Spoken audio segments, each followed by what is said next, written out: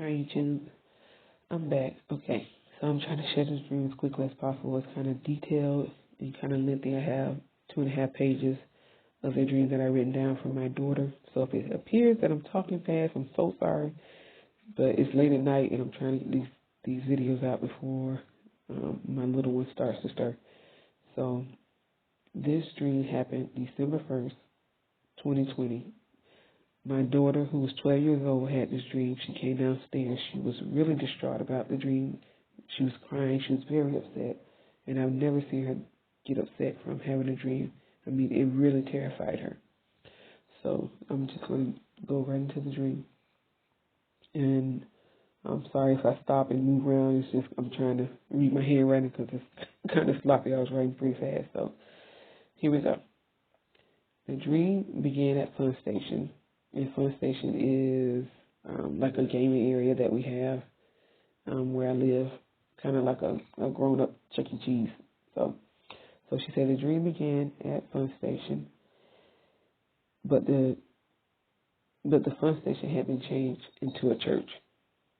She said the church appeared to have been vandalized, and she said it was, myself there.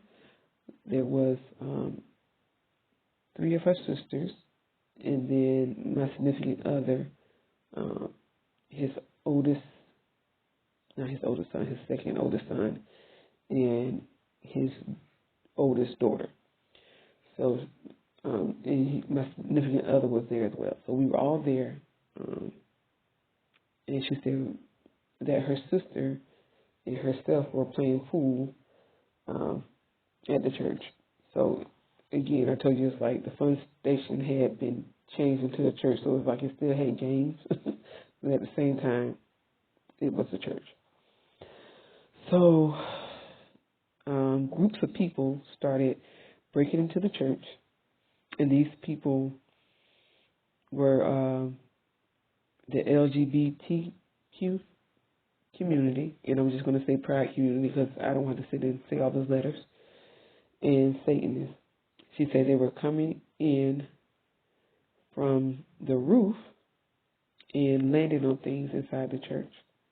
There was this white man with blonde hair who fell down onto the pool table. He appeared to look like a woman, but a man. She said he had breasts, but didn't have on any clothes from the waist up. He and the others of the pride community had a pride flag, and she stated that a lot of them had the pride flag wrapped around. They didn't have on. They had on white shirts. And they had the flags wrapped around them. So something kind of like this, she was saying, it was kind of wrapped around them. But she said there was this individual, I'm going to go back to this picture. There was this individual who had on, he didn't have on a shirt. He was the only one that didn't have on a shirt. And he appeared to be the leader of the group. That's what she said. He was the leader of the group, so that's why he didn't have on a shirt. Okay. Now, she said there were 2 wooden doors, and the Satanist group walked in with black gowns on, with hoodies covering their eyes. They had swords and machetes. They all had, sorry to read that part. They all had swords and machetes. So she said, we all ran out of the church, and there was a security guard. And she said the security guard, he was white, he was skinny with black hair, and wore glasses. She said the Satanists were chasing us, and she said that she ran by the security guard, and the rest of us ran into the security booth. There was a black man who was a part of the Satanist group, and he came up and slit the security guard's neck, and his head fell off to the ground. And this is what had her quite upset, because she saw it as raw as it could be, like literally somebody's head getting cut off and falling to the ground. So she said the black man chased us into an old abandoned house, and we ran in the house and boarded up the windows and doors. Now she said this is what the house looked like. Now this house, and she told me exactly where this house, where she saw this house at. This house comes from the movie This Is the End, and it was kind of like about the end of the world and the rapture that Hollywood made, and it was kind of supposed to be like a funny comedic kind of movie, and Kevin Hart was in it,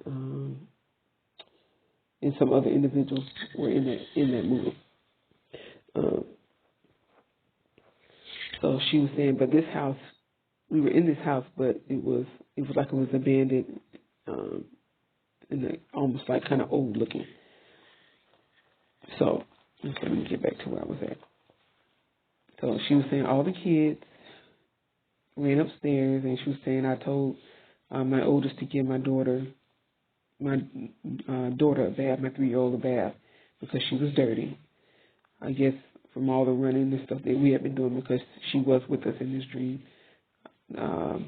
Then there was a knock at the door, and my significant other answered the door. Well, he looked through the peephole, and it was his children's mother. She had on some ripped jeans with a white T-shirt, flip-flops, and her hair was in a messy bun. In the midst of her coming to the house, the Satanists were killing people who were in the streets. It was mostly black people being killed.